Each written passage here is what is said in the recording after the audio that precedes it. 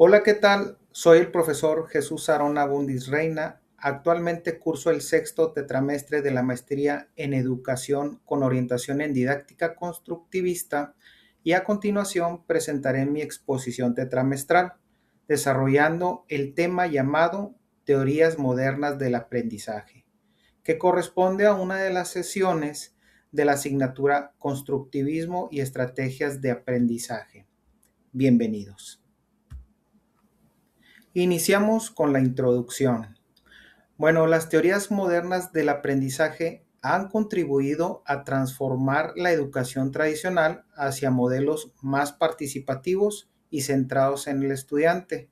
Bueno, entre ellas vamos a ver las teorías de John Dewey, Paulo Freire, David Ausubel y Brunner. Estas teorías explican cómo las personas adquieren conocimientos y desarrollan habilidades y construyen significados a partir de sus experiencias. John Dewey y el experimentalismo. Bueno, fue el principal representante de la escuela activa. Su propuesta educativa se basa en que el aprendizaje ocurre cuando el estudiante participa activamente en experiencias reales y significativas. Para Dewey, aprender no significa memorizar información, sino reflexionar sobre las experiencias vividas para encontrar soluciones a los problemas. Bueno, esto quiere decir que para Dewey los alumnos aprenden mejor cuando realizan actividades, experimentan, investigan y enfrentan situaciones reales. Por eso defendía la idea de aprender haciendo, ya que consideraba que el conocimiento se construye a través de la experiencia.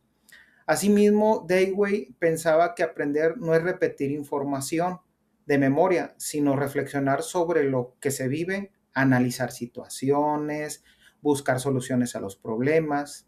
Bueno, de esta manera los estudiantes desarrollan habilidades para pensar, tomar decisiones y aplicar sus conocimientos más que todo en la vida diaria.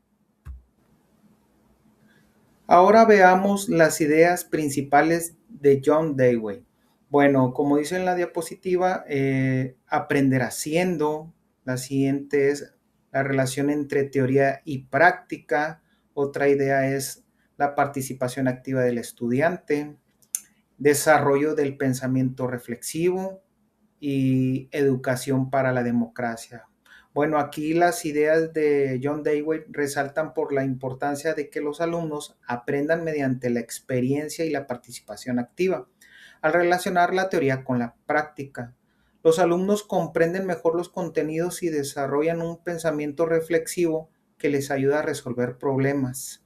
Además, este enfoque fomenta valores como la responsabilidad, la colaboración, la participación democrática dentro y fuera de la escuela.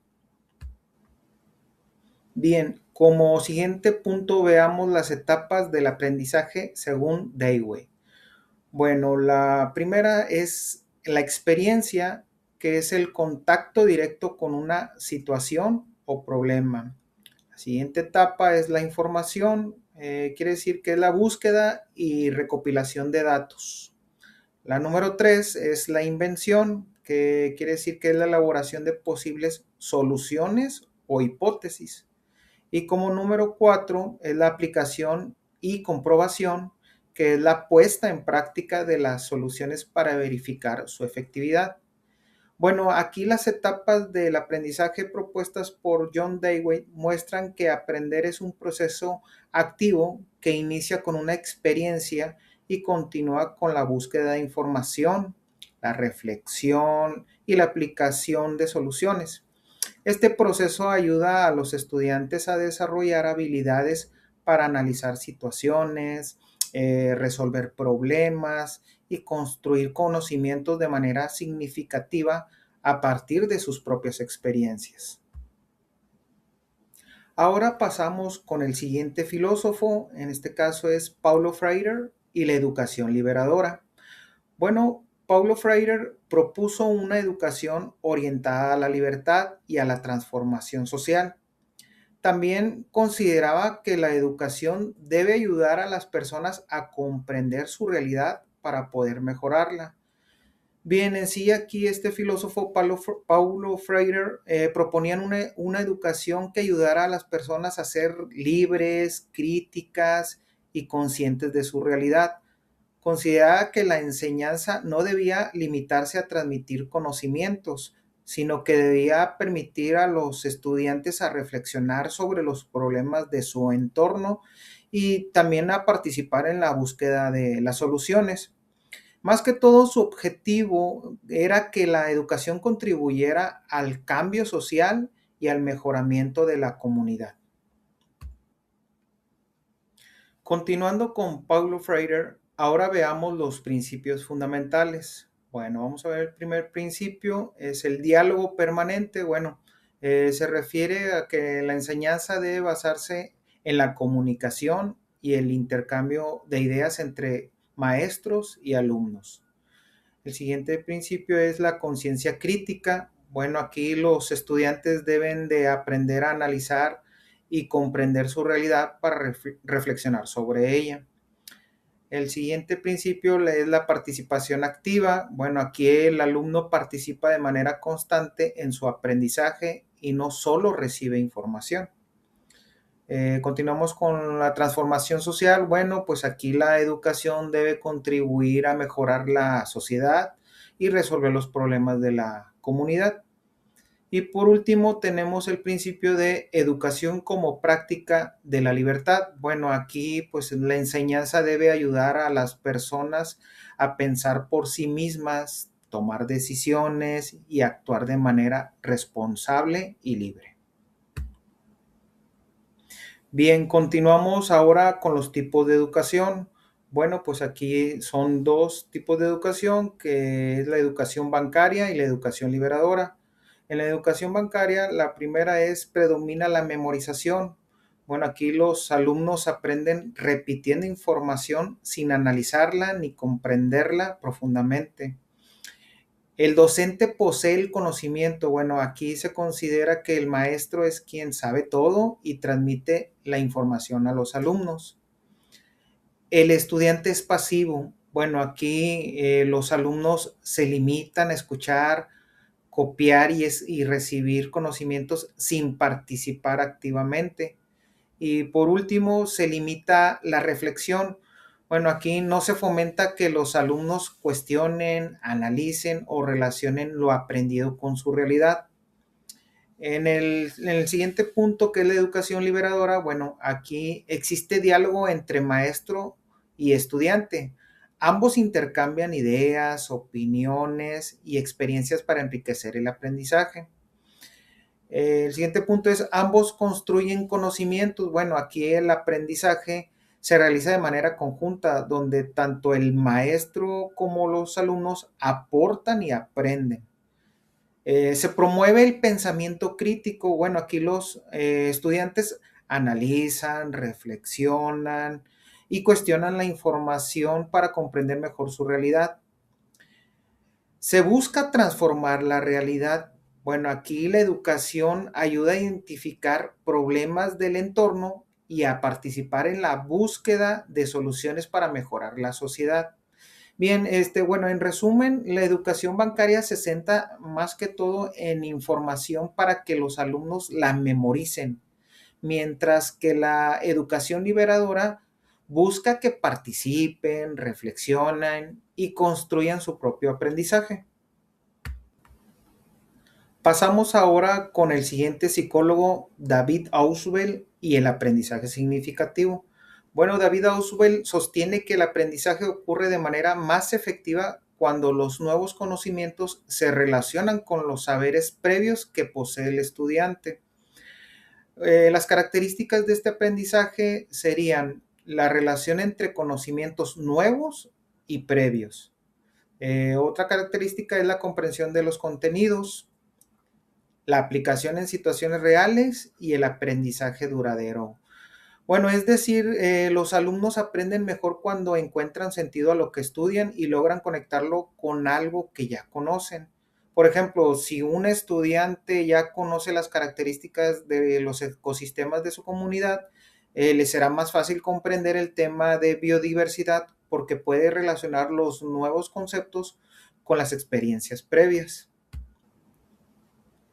Ahora bien, veamos las condiciones para el aprendizaje significativo. Bueno, pues para que el aprendizaje significativo se produzca es necesario que el estudiante encuentre sentido a lo que aprende. Existen requisitos, bueno, los contenidos claros y organizados, conocimientos previos relacionados, motivación para aprender, participación activa y la relación entre teoría y práctica. Por último, veamos al psicólogo Brunner y el aprendizaje por descubrimiento. Bueno, aquí propone Brunner que los estudiantes aprendan a través de la exploración y el descubrimiento. El docente debe plantear situaciones problemáticas que motiven al estudiante a investigar y encontrar respuestas por sí mismos. Este enfoque desarrolla habilidades de pensamiento, creatividad y autonomía, además de incrementar la motivación por aprender. Bien, veamos el constructivismo. Bueno, aquí el constructivismo reúne aportaciones de diversas teorías cognitivas y sostiene que el conocimiento se construye activamente mediante la interacción con el entorno.